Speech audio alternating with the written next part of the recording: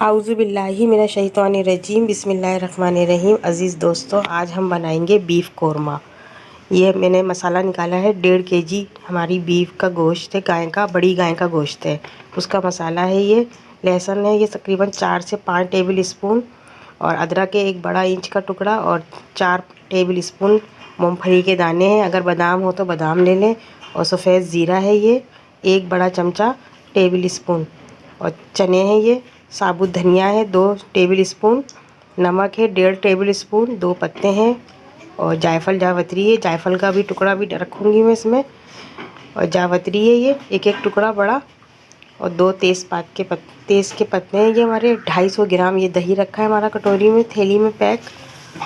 ये सब मैं 1.5 kg का मसाला तैयार कर रही हूँ। तक हमारा बीफ जो है 1.5 kg है। पिसी मिर्चें हैं ये 2 से 2.5 चमचे हैं। ये टेबल स्पून रखा है सामने, ये 2.5 चमचे हैं।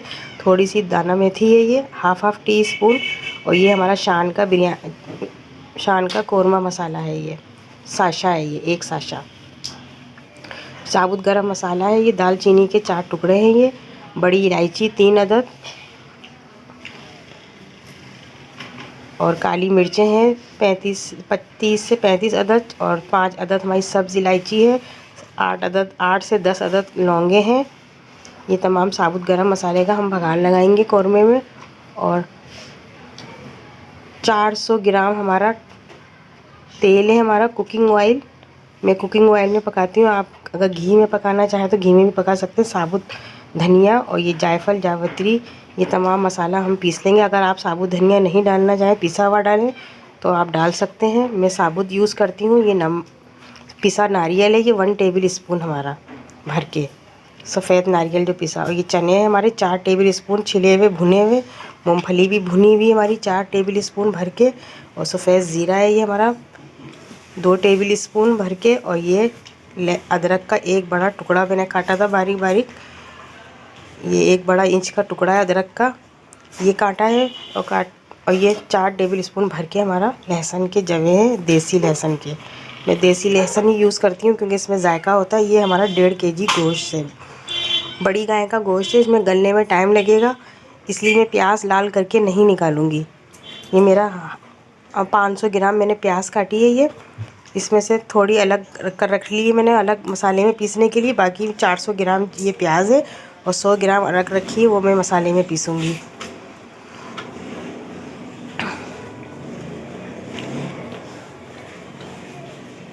चार 100 ग्राम ये हमारी 100 ग्राम प्याज है, ये भी मैं मसाले में मैं ऐड करूँ, इसी मसाले में पीसूँगी मैं। ये जो मूँगफलियाँ लहसुन अदरक डाली है मैंने, साबुत धनिया ज़ीरा, इसी में काट के डालूँगी। ये 400 ग्राम मैंने ये कुकिंग ऑयल देखें गरम कर लिया है ये।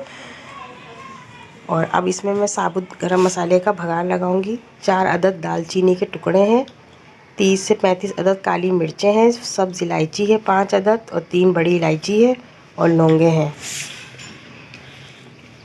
10 अदद। और ये मेरे 400 ग्राम प्याज है, ये लाल करूँगी मैं। लाइट ब्राउन करना है, थोड़ा लाइट से ऊपर ब्राउन करना है मैं, ना इतना डार्क हो ना इतना लाइट हो, क्योंकि कौरमा हमारा ताकि शक्ल हमारी अच्छी आए। अब मैं इस प्याज को ब्राउन कर रही हूँ। देखिए हमारी प्याज लाइट ब्राउन हो गई। इसमें मैंने 2 पत्ते भी ये ऐड कर रही हूँ तेज़ के, और पिसी मिर्चें, और शान का हमारा मसाला है कोरमा मसाला, वो ऐड करा है मैंने। और नमक डाला है मैंने 1.5 टेबल स्पून, और आधा टेबल स्पून मैंने जब डाला था जब प्याज लाल कर रही थी। तो टोटल ये 2 टेबल स्पून नमक हो गया हमारा।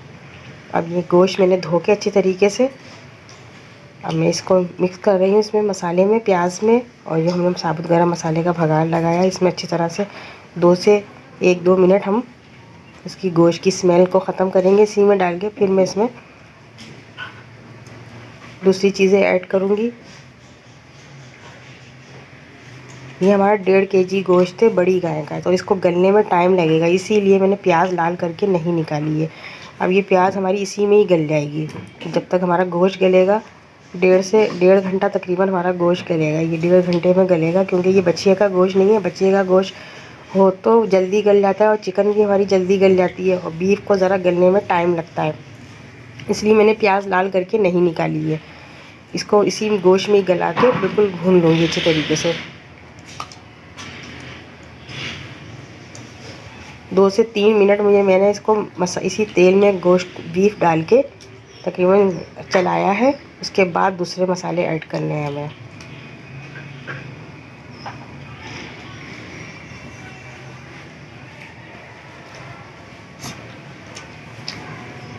और बिल्कुल ये आपको बाज़ार की तरह देखिए हमारा अच्छी तरह से ये हो गया। ये मसाला जो मैंने पीसा था, लहसुन, अदरक, थोड़ी सी प्याज, चने, मूंगफली और नारियल पिसा हुआ, ये सब जो मसाला पीसा था, जायफल, जावित्री, ये सब मैं अब मैं ऐड करूँगी थोड़ी देर पकने के बाद।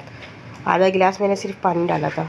वो अच्छी तरह गोश्त भुनने के बाद फिर अब मैंने ये सारे पिसे हुए मसाले ऐड करे इसमें। अब मैं इसमें इतना पानी ऐड करूँगी। अब ये जग का जो मसाला हमारा उसमें लगा हुआ है तो वो भी हम ज़ाया नहीं करते हैं, उसको अच्छी तरीके से जग को खंगाल के इसी में ही डालेंगे, पानी में ज़रा मिक्स करके, ताकि वो हमारा मसाला ज़ाया ना हो। ये जग में जो मसाला लगा रह गया था, ये वो पानी डाला है मैंने।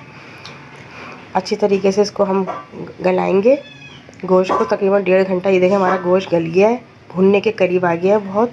1.5 घंटा पकने के बाद तो ये अब मैं इसमें 250 ग्राम दही ऐड करूँगी।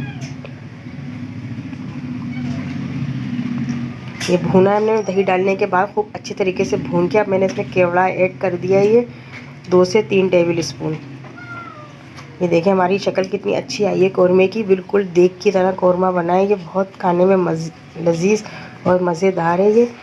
और देखें कितना अच्छा दाना आया है, तेल अलग और मसाला अलग नज़र आ रहा है। हमारा बीफ भी बहुत अच्छी तरीके से गल गया है। और ये बड़ी गाय का गोश्त खाने में बहुत लजीज होता है। बछिए का गोश्त गल तो बहुत जल्दी जाता है, मगर जो जायका बड़ी गाय के गोश्त में है ना, वो बछिया के गोश्त में नहीं है। देखिए कितना अच्छा गला है ये गोश्त हमारा। 1.5 घंटा तकरीबन मैंने इसको गलाया है गोश्त को मीडियम आंच पर। देखिए मैंने इसको प्लेट में डिश आउट करा। ये देखिए इसकी बोटी बिल्कुल गल चुकी है। और इसी के साथ हम नेक्स्ट वीडियो में मिलेंगे। इसी के साथ अल्लाह हाफिज़ इंशाअल्लाह।